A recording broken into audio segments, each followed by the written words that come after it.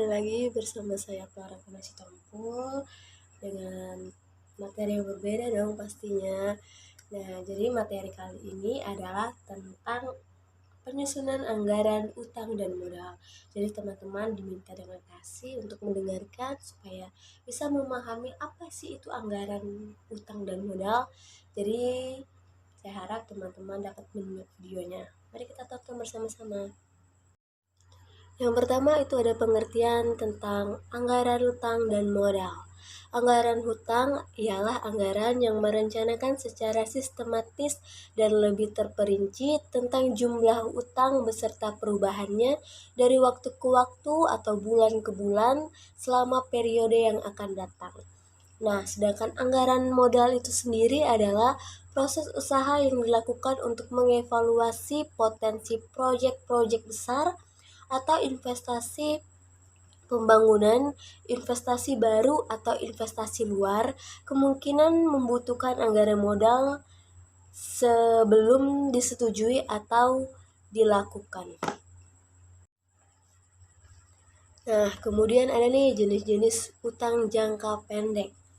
Yang pertama itu utang usaha. Utang usaha atau utang dagang merupakan saldo yang terutang kepada pihak lain atas bahan perlengkapan atau jasa yang diberi dengan akun terbuka. Terus yang kedua itu ada utang pajak. Nah, utang pajak ini sebagai konsumen kita sering dikenai pajak atau barang jasa yang kita gunakan. Terus yang ketiga itu ada utang dividen. Dapat dibayar sebagaimana diumumkan oleh Dewan Komisaris perusahaan, tapi pada akhir periode belum dibayar dan dicatat sebagai hutang dividen. Lalu ada jenis utang jangka panjang. Yang pertama itu ada utang obligasi, wesel bayar jangka panjang, dan wesel bayar hipotek. Nah, teman-teman tahu nggak nih manfaat utang dan modal? Ada yang tahu nggak? Jadi manfaat anggaran utang dan modal yang pertama itu meliputi kemajuan perusahaan bila utang tersebut dikelola dengan baik. Terus yang kedua ada ekspansi kegiatan perusahaan dan kegiatan produksi.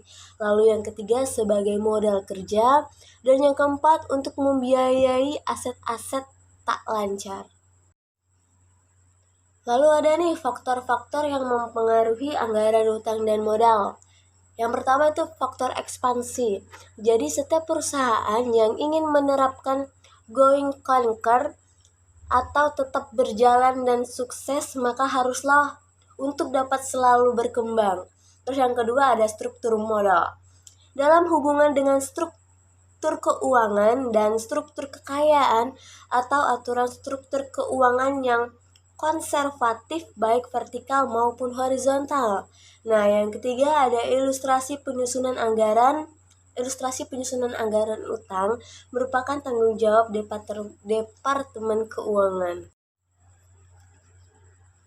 Nah, ini dia kesimpulan tentang anggaran utang dan modal.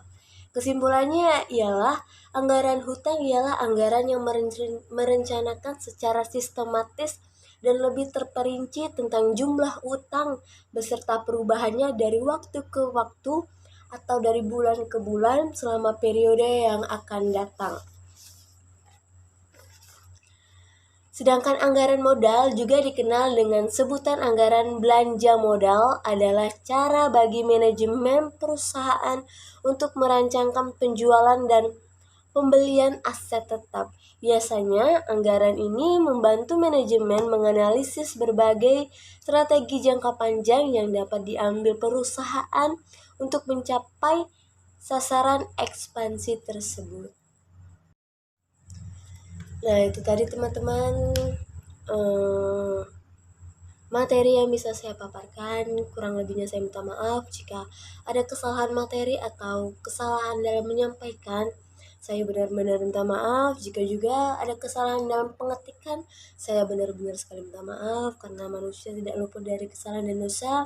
Dan jika ada kritik dari teman-teman, itu sangat membantu untuk saya. Kita dapat sharing tentang pemahaman dari materi anggaran utang dan modal. Saya Flora Tina Sitompul. mengucapkan terima kasih untuk kita semua.